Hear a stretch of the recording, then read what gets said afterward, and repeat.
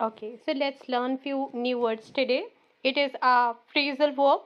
Okay, it is wear off. हाँ, number one, it is wear off. Wear off means जब किसी चीज़ का प्रभाव धीरे धीरे कम होने लग जाता है, चाहे वो कोई दवा हो, कोई कलर हो, धीरे धीरे फेड होने लगता है, या फिर कोई इमोशंस हो या फीलिंग्स हो धीरे धीरे कम होने लगती हैं, या फिर कोई प्रॉब्लम हो टाइम के रहते वो धीरे धीरे थोड़ा सा खत्म होने लगता है, that is wear off. When the effect of something start to end and it starts getting blurred and also fuzzy, so means it gets wear off. Let's say you and I to a showroom. हाँ, हम we went to a showroom and to purchase some scarves, and you want me कि don't buy this scarf, then their color will wear off very soon. हम fade हो जाएगा बोलते हैं ना, तो wear off हम बोल रहे हैं कि इसका कलर धीरे धीरे चला जाएगा, ये मत खरीदना. इसका कलर चला जाता है, मैंने भी खरीदा है, and it wore off, so I'm suggesting you not to buy this.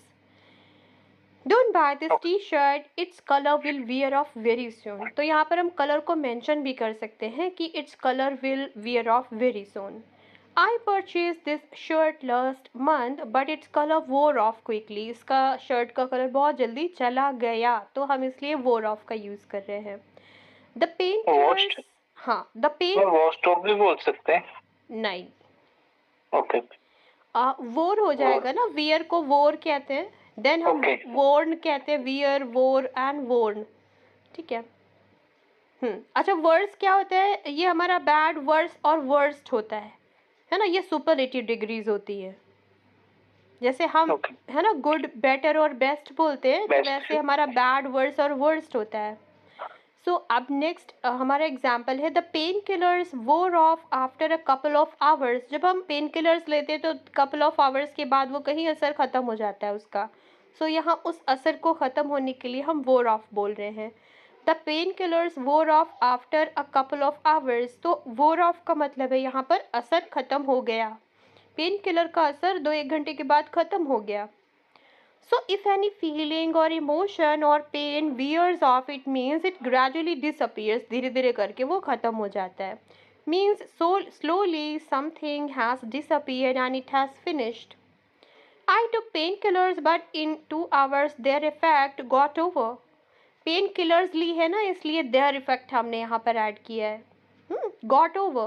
नया वर्ड क्या है? Got over. हमने got over पहले सीखा है, जिसका मीनिंग है कि किसी भी चीज़ से उबरना, दैट इज़ गॉट ओवर. कोई पेन से गेट ओवर करना, कोई लॉस से गेट ओवर करना, कोई कोई ज़ुकाम या हमारा कोई फीवर है उससे भी गेट ओवर होना, कि have you got over your cold, have you got over your pain, have you got over your loss. तो हम इस तरह से पूछते हैं कि क्या अब आप सही हो गए उससे, तो हम गेट ओवर का यूज़ करते हैं. सेम कॉन्टेक्स्ट में हम यहाँ पर वियर ऑफ भी यूज़ कर सकते हैं. And after that the pain became intolerable. मतलब मेरा ये जो वो जो असर था उसका ख़त्म हो गया, उसके बाद जो पेन था वो इनटॉलरेबल हो गया, अनबियरेबल हो गया. मीन्स कि आउट ऑफ टॉलरेंस हो गया. हमारे पास 3 वर्ड्स हैं, इनटॉलरेबल, अनबियरेबल और out of tolerance. The painkillers wore off after a couple of hours and thereafter the pain became intolerable, unbearable, out of tolerance. Thereafter मतलब उसके बाद. Don't you worry, the pain will wear off in a couple of minutes. मतलब कि जैसे मैंने किसी को pain killer दी और मैं उसके बाद उसको थोड़ा होप दे रही हूँ कि अभी परेशान नहीं हो, बस 2-1 मिनट में सही हो जाएगा. तो सही हो जाएगा के लिए हम यहाँ पर wear off को यूज़ करेंगे. He drank a lot but till morning he was able to drive because it wore off. यहाँ पर हमने अपने लर्नर से बोला था कि बहुत सारे एग्जाम्पल्स ऐड करने के लिए, तो one of my learners he added this accordingly. Okay, and now you can also mention wear off, mention a sentence according to your situation using wear off. Please add it. Last month I purchased a black shirt. After one wash, the color wore off. Okay, fine, relevant, good. His business is going to the dog. अच्छा, going to the dog एक another idiom है जिसका meaning है कि जब धीरे धीरे करके एक बिजनेस बिल्कुल रुइन होना शुरू हो जाता है, स्पॉयल होना शुरू हो जाता है, that is going to the dog. आपका बिजनेस बिल्कुल बर्बाद हो रहा है, इस टाइम आप ध्यान दो, तो हम बोलते हैं गोइंग टू द डॉग। यहाँ पर हम एक इडियम को यूज करते हैं। So he is in depression but it would wear off. धीरे धीरे करके सही हो जाएगा सब, कोई प्रॉब्लम नहीं। अभी उसका बिजनेस खराब हो रहा है इसलिए वो डिप्रेशन में है।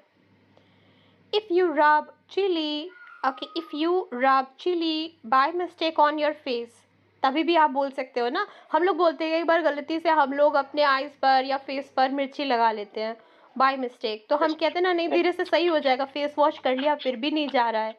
मैंने किसी से बोला फेस वॉश कर लिया फिर भी नहीं जा रहा है, अभी मुझे कोई कह रहा रुको थोड़ी देर सही हो जाएगा। So it will wear off, वहाँ पर भी हम बोल सकते हैं।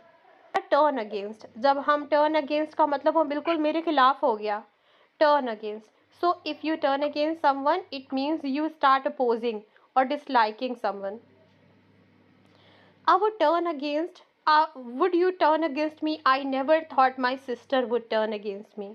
तो हम इस तरह से बोल सकते हैं, I'm sure you can turn against me.